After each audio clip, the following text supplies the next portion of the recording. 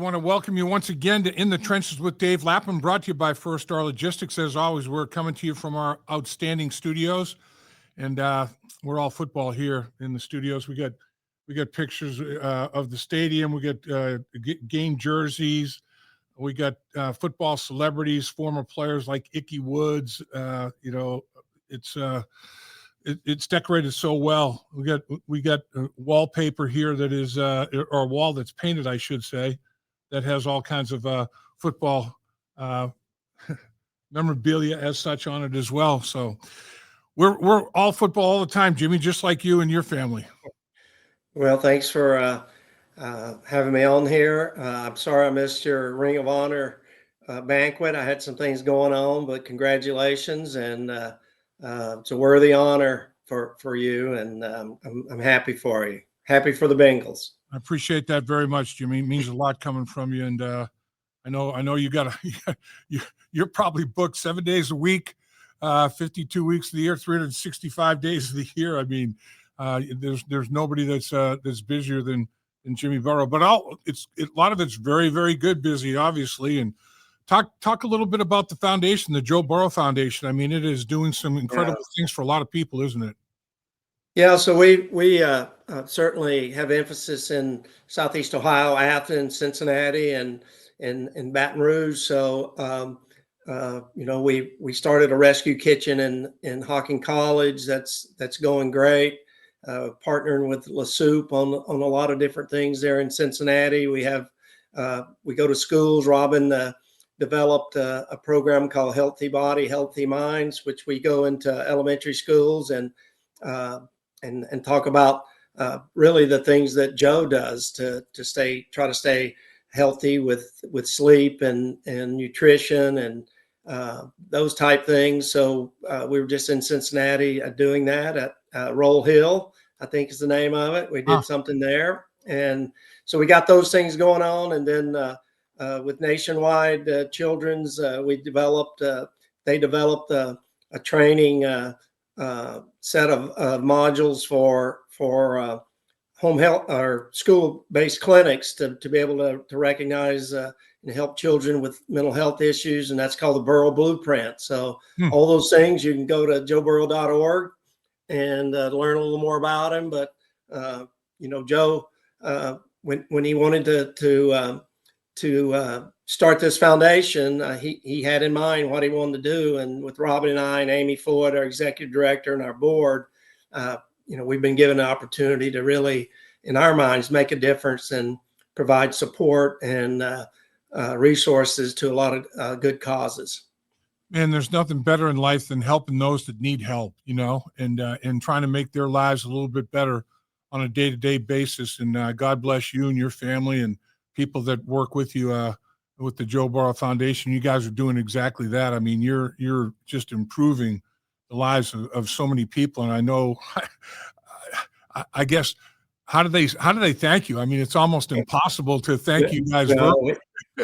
Just saying that the people that we're helping and listening to them tell their stories, that's all the thanks that we need. And we're fortunate that Joe has given us as a family the platform to do these type things, and playing for the Bengals and being in Ohio gives us a great opportunity to make a difference. And certainly LSU and Baton Rouge is always going to be a home for us also. So a lot of good things going on in those areas. Joe is a heck of an ambassador for a lot of things. The National Football League. I know Roger Goodell loves Joe Burrow because, I mean, he is a huge ambassador. The way he lives his life, the kind of person that he is. Young people look up to him, admire him, want to be like him, want to emulate him. So that's an incredible thing that Joe does. And then for the state of Ohio, I mean, he puts the state of Ohio on the map. I mean, it's not the biggest state in the world, I mean, it's not the most populated state in the world, but he's putting them on the map a heck of a lot more than they were before Joe Burrow became a Cincinnati Burrow. And Joe absolutely, definitely loves the state of Ohio. Does I mean he obviously Baton Rouge will have a special place in his heart for sure. Won a national championship down there. You can't You can't take that away from them, that's for sure. But what is it about Ohio? It kind of, does it fit Joe's demeanor, Joe's personality, Joe's lifestyle, the way he wants to do things? Yeah, of course. We moved here when Joe was in the second grade, so this is home.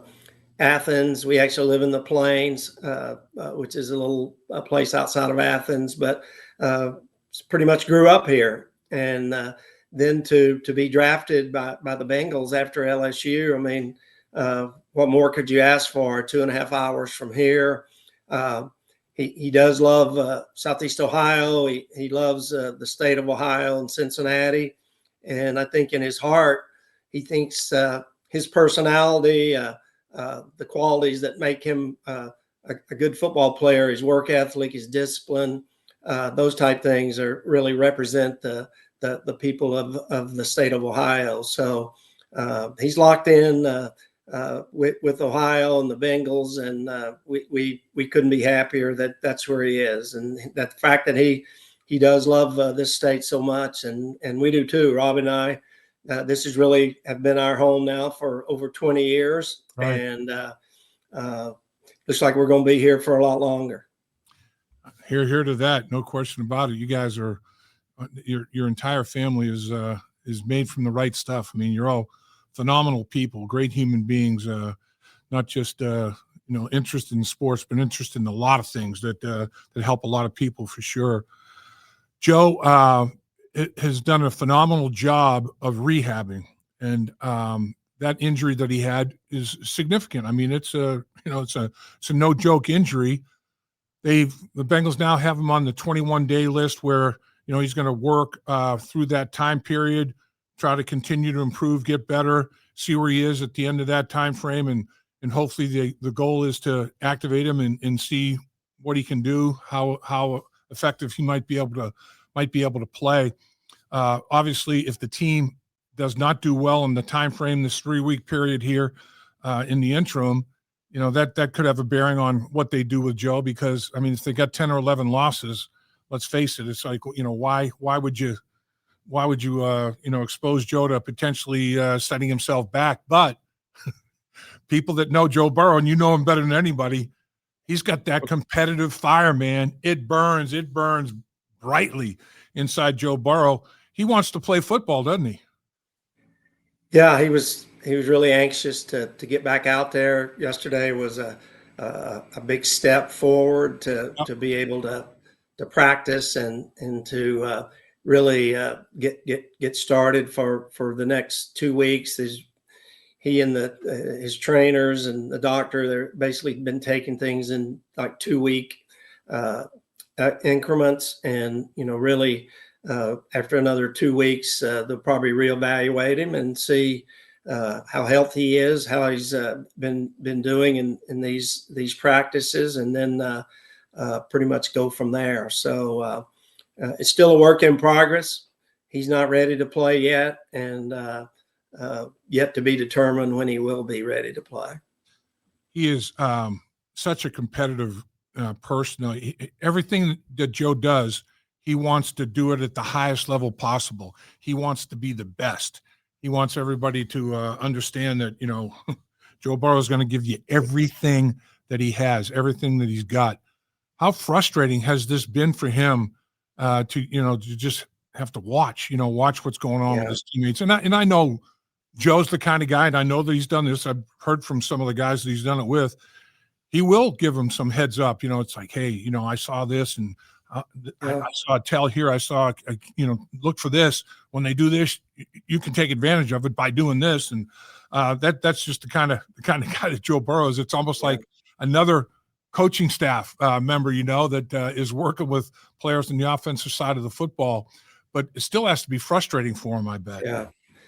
Yeah, the injury itself was frustrating, disappointing to him, and obviously our family and everybody, fans, coaches, teammates. But I always tell people that football is a rough and tough sport.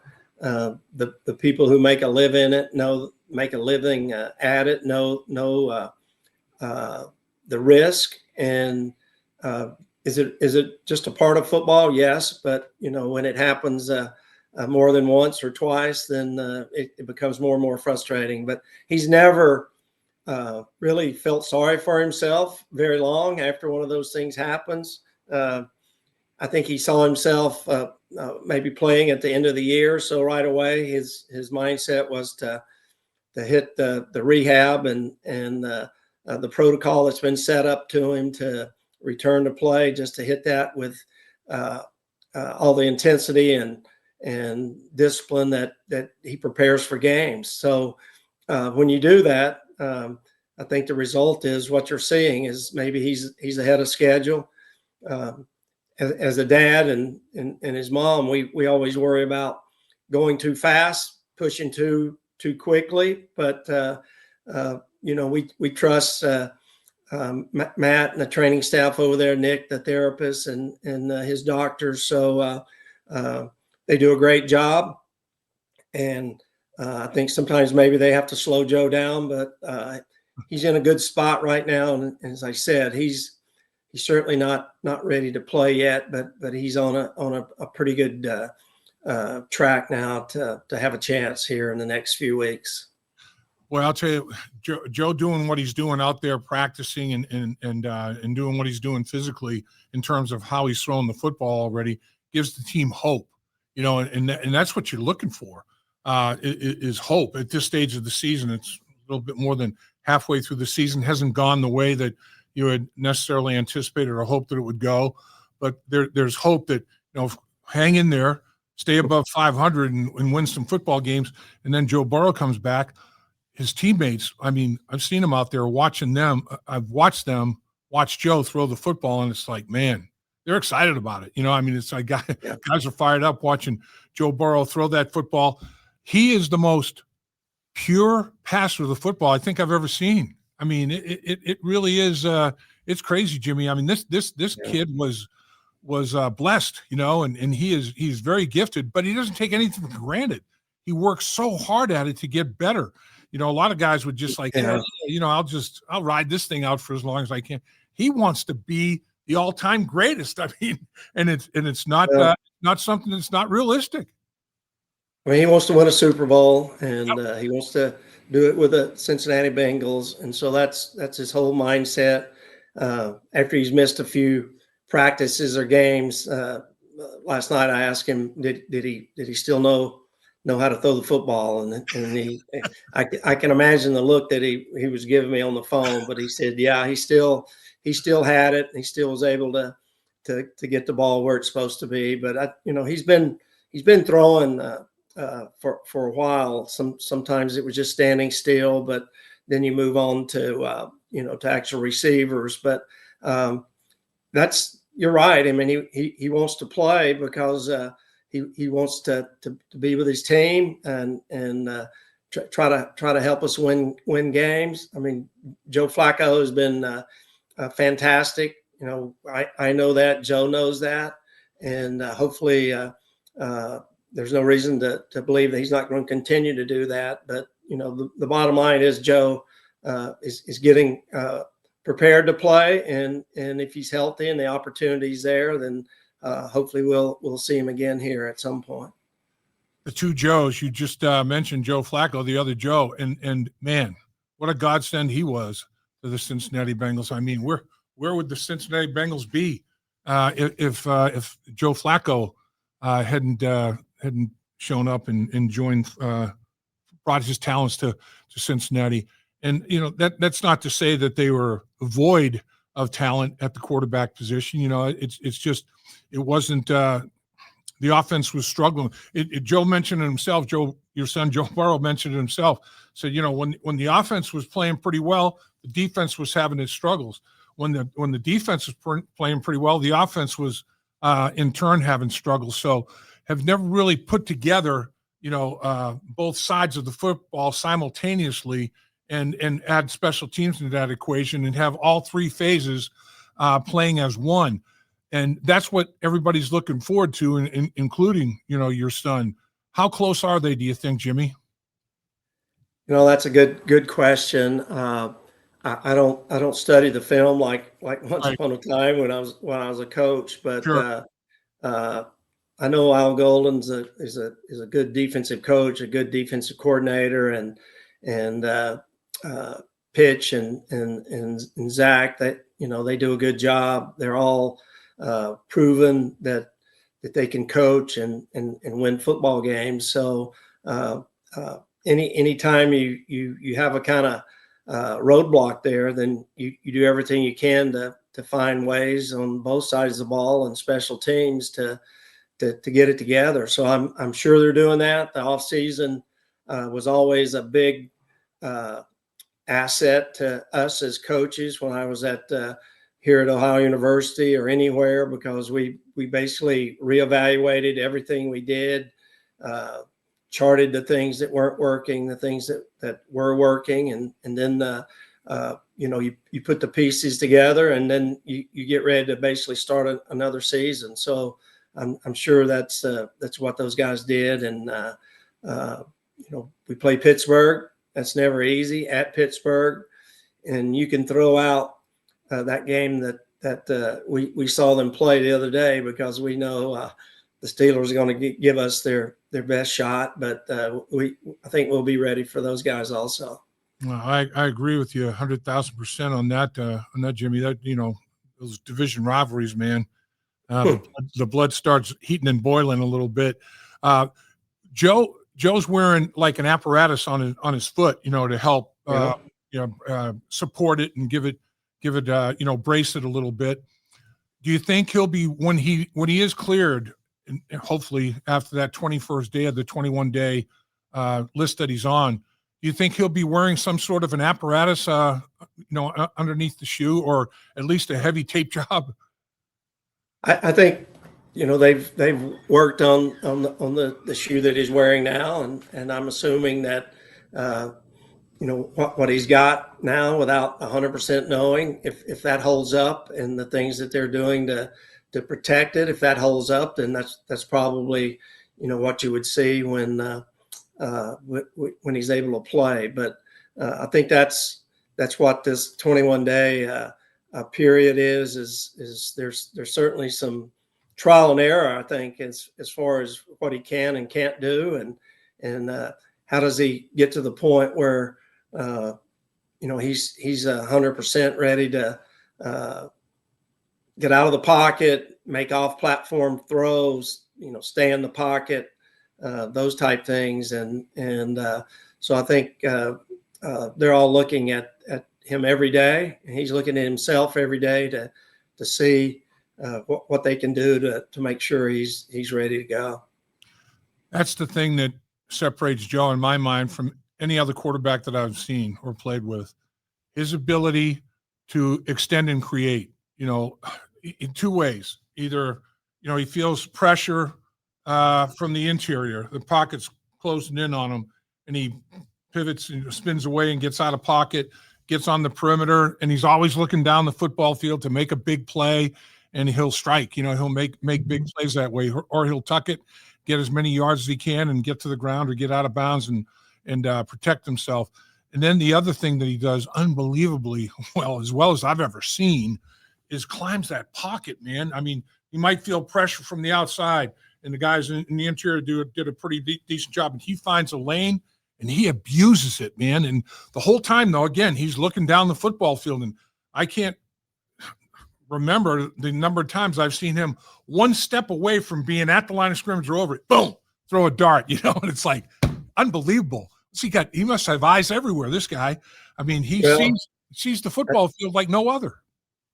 I think it's all because he wants to throw the ball. He can run it. He's good at running it, but that's not what the huge plays are going to come from. The huge plays are going to come from scrambles to throw and pocket awareness and being able to find those creases to step up and throw, and just something that he's always had a knack for. I think too, it's helped that he's played a lot of games with say T and for sure Jamar, and he kind of has an idea where those guys are going to be and where the openings are, and all those things add up to big plays on offense. And hopefully we can get to that when Joe is able to play again. I think we've had some big plays with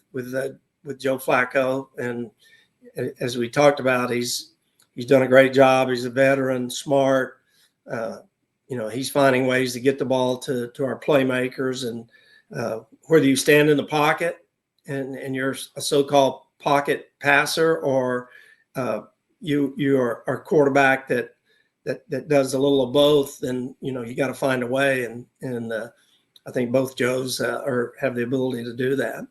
And I will say about Jake Browning. I mean, Jake's been a really great part of this football team for several years now. Yep. And I still have confidence myself in Jake. And so things didn't go great, but as I said, he's been a big part of the quarterback room, and I'm sure he's continuing to help where he can.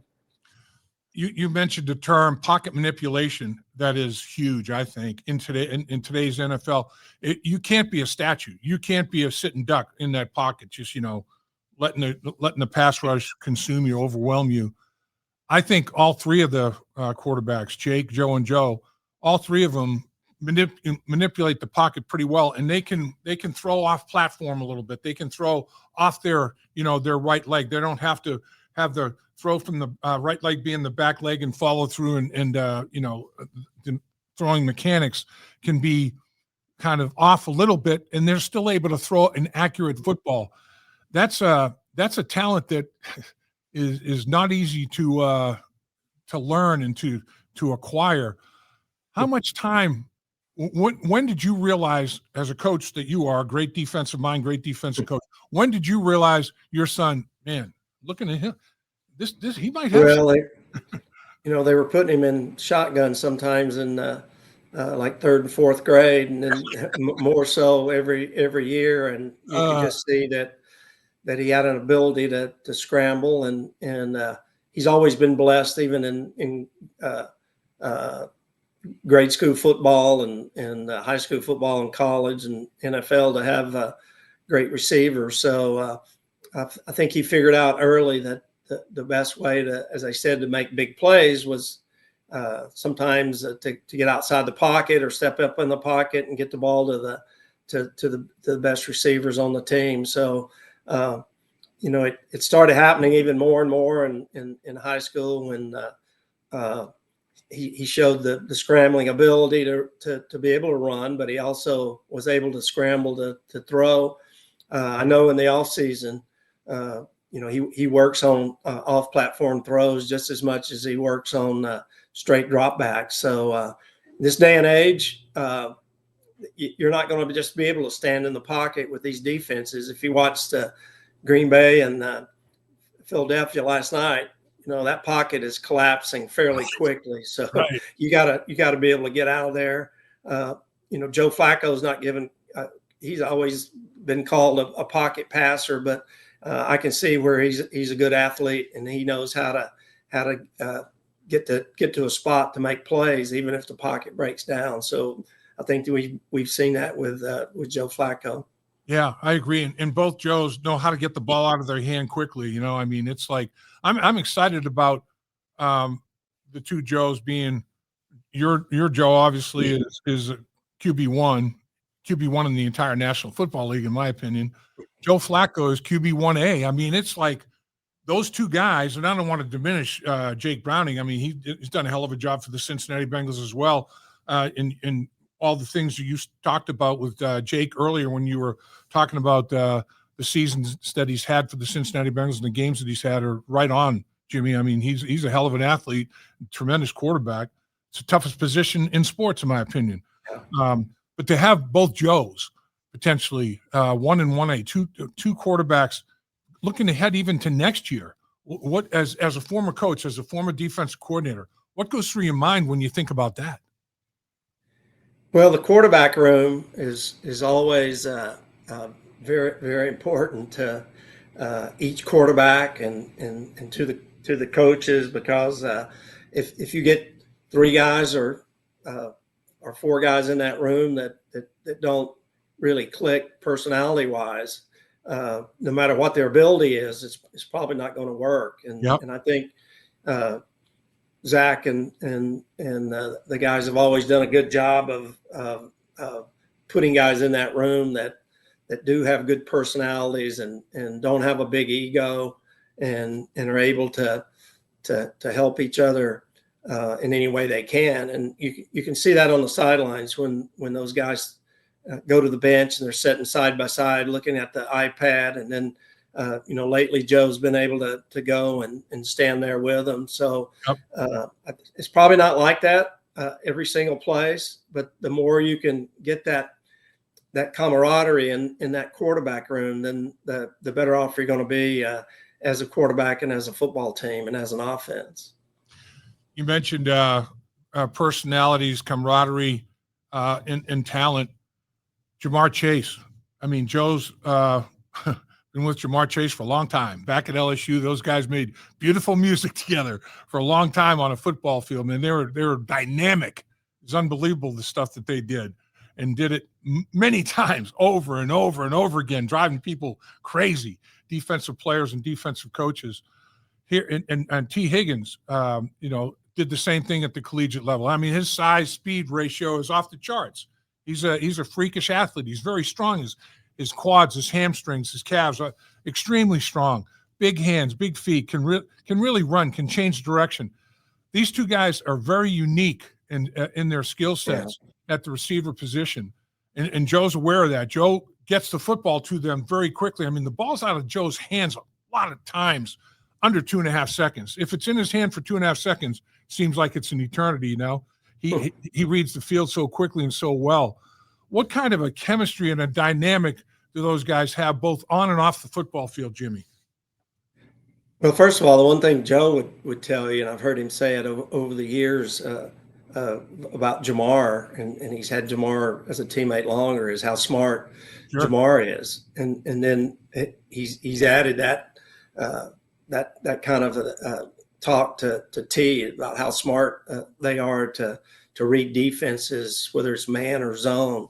And I've always said, if you see Jamar for the first time and you said, what position does he play? Some people might say, well, I think he's a running back. Some people might say, wow, that's a good looking, strong safety or outside backer or something like that. But then you go, he's a wide receiver, and they kind of double take. Same thing with T. You look at him and you say, man, he's probably in the NBA, and he could have played Division I basketball, and or he could do a lot of different things. And then you say that he's a receiver, and if you get up close to either one of them, they're pretty intimidating as far as their size. And so that goes a long way, and being physical and runs after the catch and catching the ball in contested catches. But the other thing, and I learned this from Joe, and I saw it in Jamar at LSU and Cincinnati, and also T, is how hard that they work in practice during fall camp, OTAs, and you don't just get to be as good as they are with talent. There's a lot of other things that go into it, and the off-field relationship plays a part in it too. Those guys like spending time together on and off the field. So that's all important in what you're seeing as a result on Sundays. Yeah, on and off the field, I mean, you create these bonds with teammates, and as an offensive lineman, the fraternity, the O-line is a tight one, and there's only 5 players on the football field, which is a good number, but 5 players on the football field, the offensive line, and everybody is leaning on the other guy. You can't do it by yourself. We had the greatest offensive lineman, in my opinion, in the history of the National Football League, Anthony Munoz. He was the eraser. And then the 4 of us, let's figure out how we're going to block everybody else. But, man, I mean, the bonds that I established with those guys over the years have never broken, never even cracked, never come close to being broken. And Max Montoya, I feel like he's a brother. Anthony Munoz, I feel like he's a brother. It's like we're all brothers from another mother kind of deal. It really, it's hard, when you're talking to the layman who hasn't necessarily played or coached football at any level. It's hard for them to understand, but it's real, isn't it, Jimmy? Yeah, I mean, it's certainly, you use the term brother. It is a brotherhood, and I think the more friendships on a football team, the more bonds that are developed on a football team, they're gonna last forever. I had two guys that were at your celebration, Tony Davis, who I played with at Nebraska. Yeah. We've been friends forever, and Scott Perry, who I just played in an all-star game with him out of college, and then when he started playing with the Bengals, we became even more friends because of Tony. So I spent time with both of those last weekend before I had to get out of town on that Saturday. But and it's important too. I mean, you don't have to necessarily like each other, but you have to respect each other and understand that you are a team. But I think friendships and the bonds and the fact that hopefully you do like most of the guys on the team is huge when you're developing a locker room culture and a winning culture. You're right. I mean, locker room culture, winning culture, all are tremendously important in getting along with not only the players in your position group, but everybody, on the football team, particularly the offensive side of it, because you're working together in meetings and on the practice field a bunch. I mean, you spend more time together than you do with your family, if you're married with children. But I mean, Pete Johnson made the offensive line better. This guy was a big old battering ram, man. His size speed ratio was ridiculous. 6 feet, like 270 pounds, could dunk a basketball. I mean, he was an athletic freakazoid, and Archie Griffin out of Ohio State, a couple of Buckeyes. Archie Griffin was a hell of a football player. Charles Alexander the Great out of LSU. These guys I look at as brothers as well. It's like these guys were part of the reason that we had so much success and so much fun playing the game that we all loved. Yeah, I mean, you want it to be fun, and I've been at enough practices to see the guys. They know when it's time to work, and then but you can see them either between drills or between sessions, having fun and joking around with each other, and that's important. Yeah, professional football is a job, but like any job, the more you enjoy it, and the more you enjoy it around the people that you're working with, the better off you're going to be. And they spend a lot of time together, and the more time you spend with your coworkers or your teammates, then you're going to find out things about them that maybe you wouldn't in other situations. And right. So that creates even more of a bond too, as they understand each other more and more, and it shows up on the football field in a positive way. Yeah, I mean, it's crazy. I mean, teammates, we end up following not only the guy after we're done playing, but his family. What are his kids doing? Oh, look at the success that his son's having in sports in high school. Look at the daughter; she's all state, in 3 sports in high school. Look at the grandkids. Oh my gosh, this is unbelievable. And you those friendships, they last a lifetime. They last an eternity, and that's the beautiful thing about sports. It's the friendships and the bonds are second to none. Jimmy, I can't thank you enough. I know that you're a busy man. I know that your time is valuable, and for you to carve time and give it to us is well appreciated. Very much, my man. Well, it's always fun being with you, and let's get a big win here Sunday against the Steelers, and start a winning streak that is going to take us all the way through the season. I hear that. Let's get a winning streak, win the first round of playoffs, get to the division round, win the division championship, go to the conference championship, win a Super Bowl. Got to get a Super Bowl victory, but it starts one game at a time, as we know, Jimmy. You're the best. All right. Thanks Thanks, for everything. Dave. Have a great day. You All too. right, see you. Bye.